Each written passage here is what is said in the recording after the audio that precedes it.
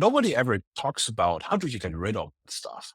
And you would agree with me. I don't know if you see the same, but in the last 12, 15 months, the market shifted.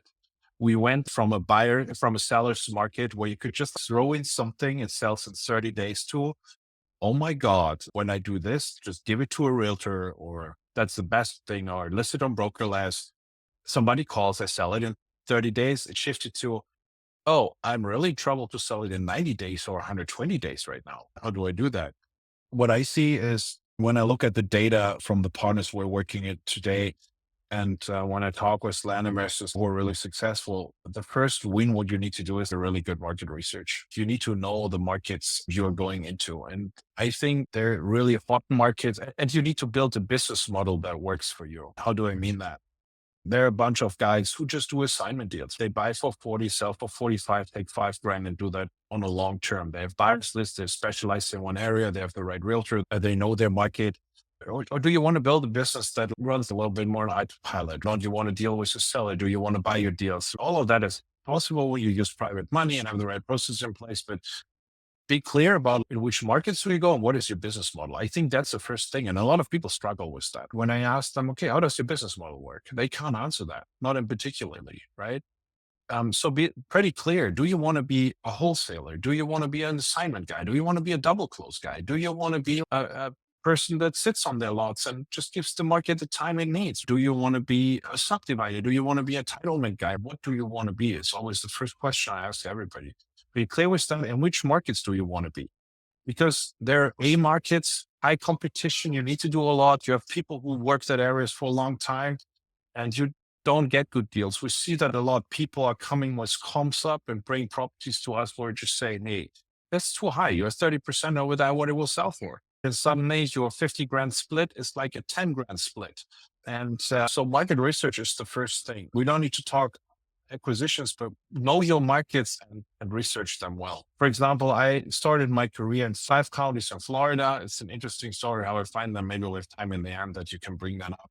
That's a cool story. But when I flew the first time to the US in November 2021, I drove all the way up there from Miami. I drove to the Panhandle, and man, I spent like 3 weeks in that area. I drove through the subdivisions where we had deals. I met surveyors, I met landscapers, I met realtors. I just wanted to get a feeling, how does this area work? Where are the good neighborhoods? Where are the bad neighborhoods? Because sometimes it's up the street here, it's like a mobile home subdivision, and down the street here, there are $1 million homes.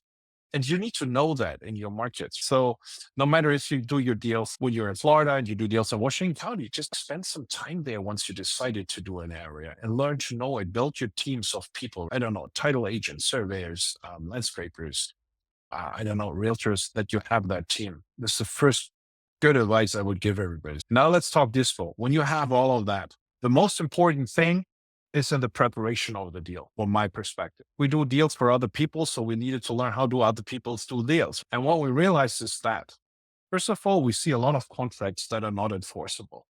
So what does it mean? Wholesale contracts are normally structured with, hey, I have a right to market and I can cancel anytime for any reason, and the contract is 6 months. So guess what? Is this contract enforceable? No. Why is it not enforceable? Because two things are missing. Defined closing date, you find that sometimes in your 6 months period. But the second thing is EMD. There's no EMD in this thing. So that means you don't have $1 in equity in the deal, and you can cancel anytime for any reason. I talked to a couple of attorneys, and I'm no legal advisor, but what they told me was, you know what, when you can just cancel the contract, they can do that too. So put $10 of EMD, $50 of EMD there. The second thing is when you do in the double closing business, what we see, full title commitments. Know if your deal is closable. And I don't say hire a $30 upward guy. I say go to a title company and pull a title. What happens when I close tomorrow? Because when you put something in dispositions, you start spending money in form, and this is then what we do. You need to do a proper due diligence. Due diligence means for me today, I need to also have somebody out there that puts feet on the ground. Side story. I sold a lot in Taylor County, Florida, 10 acres, high and dry on every map. I sold it to a lady from Vero Beach. She drove up there. She wanted to live there. And it was 10 acres. And she came in there and said, Robin, why are there gators swimming in my backyard? And then we did some more research. And what we found out is there's a paper mill in that area. And they just dumped the trash water in that area. And it's like a mini lake there. Does that make sense? That's right? crazy. So you need to have somebody with feet on the ground just to check what do they see, right? Do they find any kind of turtles and what, like you heard all that stories. Is everything proper? But the thing is, let me go back to the title commitment. When you don't know what expects you on the closing table and you do double closings, which most of the people do, I know this is how they get started, then you actually have the problem. You sit on the closing table, you can't close with the seller for ABC reasons. And a lot of land titles are fucked up because they went through generations and there were heirs and wives and children that didn't belong to the family or nobody was knowing about them. There's special situations. And then you can't close the deal. So your seller's angry, your buyer's angry, your realtor's angry, the title company's angry, the surveyor's angry, and you just wasted a lot of time and money to sell this deal. Does that make Mhm. sense? Yeah, that's how often is there something in a deal that blows up like that at the closing table? We see around 20%, Wow, 15 to 20% is that what we see. It just gets sorted out because you can solve title issues. And there are certain deals where it's enough meat on the bone to make that happen. But when you have a 15 or 20 or $30,000 deal that you buy for $17,000 and like the whole probate thing and everything costs you, the whole probate thing costs you like $8,000, $9,000, then the deal doesn't make sense anymore. And this is what it is, right? So prepare the deal because always have in mind when you do disposition, it costs you money. How do I mean that? Because when you did all of that, you do it due diligence, you pay for that due diligence, or you do it by yourself. So it's time that you spend. Your time has the dollar amount too. When you're me sitting for an hour, clock is counting because we could like doing something else right now, which maybe is still more income producing activity than that what we are doing here right now. But we love to do that. And we have the freedom to do it. That's what we do it. Always be aware that as you start spending time, you're so spending money. So when I wouldn't have any budget for that, this is what I would do is get your contract in place that it's enforceable and then find a good realtor. Depending on the deal, when you have to deal over $20,000, find a good realtor in that area that knows that area where you build a relationship with that you can do more deals. Just the first two or three deals need to go through that this realtor says, oh, it's a valuable asset and pay them generously. I always get people, oh, I just pay my realtor 4%. Man, like for 4% on a $40,000 property, your realtor walks home with less than $800. What kind of effort does he put in there? We pay 10% for this lower price properties, and I'm happy to pay to them because they need to make money. They get paid when they're successful. But that's the first thing. Now you say you don't find realtors. That's a lack of effort. I can tell you the statistics you need to call, and this is what we did for our clients in the beginning. In your counties, when you have no relationships, we needed to call 90 people to first find somebody who is qualified, and second of all, find somebody who wants to take the deal. that's crazy. 90 people. Yeah. And what do you talk to them about? What do you say when you're qualifying them? The first thing is we want to know a little bit their experience in land. Hey, have you ever seen land deals? What have you ever done land deals? So one of the questions, so when I would give you a deal today, what would you do? The first qualification is always they answer the phone when you call them, but Yeah, everybody says that. This way, spare that out. Visual Geo that doesn't do that. But your first, one of the question in our script is like, hey, what would you do?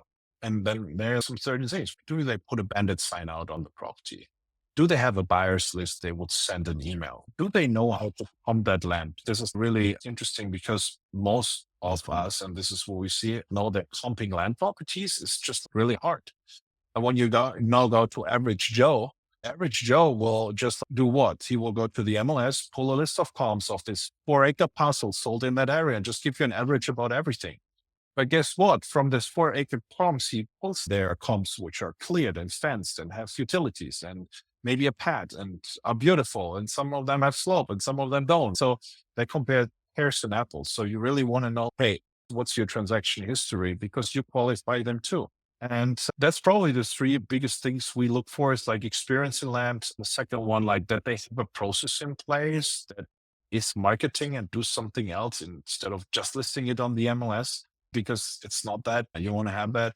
And the third one is that you just really want to see, do they actively work that deal then too? They answer the phone when leads come in and all that. They answer the phone for you is good. But when you do that, when you go through that process and put that effort in, you will have two things in one person. You'll have a marketing and a sales team in one person that gets paid on the closing table. And everybody wants that. when you say it like that, it sounds like it's worth the work for sure. How many counties do you have realtors in? Is that part of what you've done is develop real estate realtor relationships all over the country?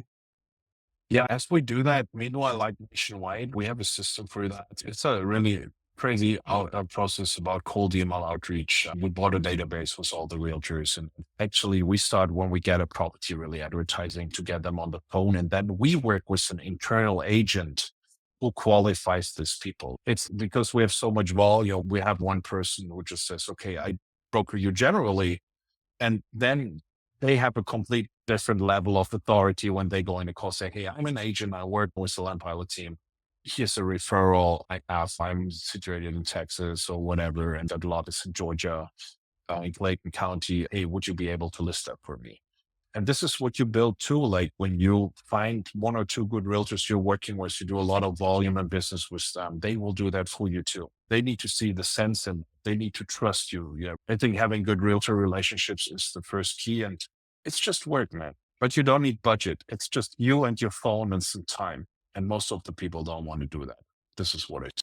Yeah, I mean, that's a daunting task for people, but they're willing to do it on the acquisitions end because it's a little bit more fun, I think, swinging a deal and buying a property than doing the legwork to to dispo it. So you start that process of locating a realtor a lot of the time when a new lead comes in, it's a new county, then you're blasting emails, you're getting your broker to call those 20 or 30 realtors or 90, I guess you said sometimes that it takes to With that find the new right one. process, we narrowed that down. It's like probably 10 to 15 conversations we have meanwhile to list the property.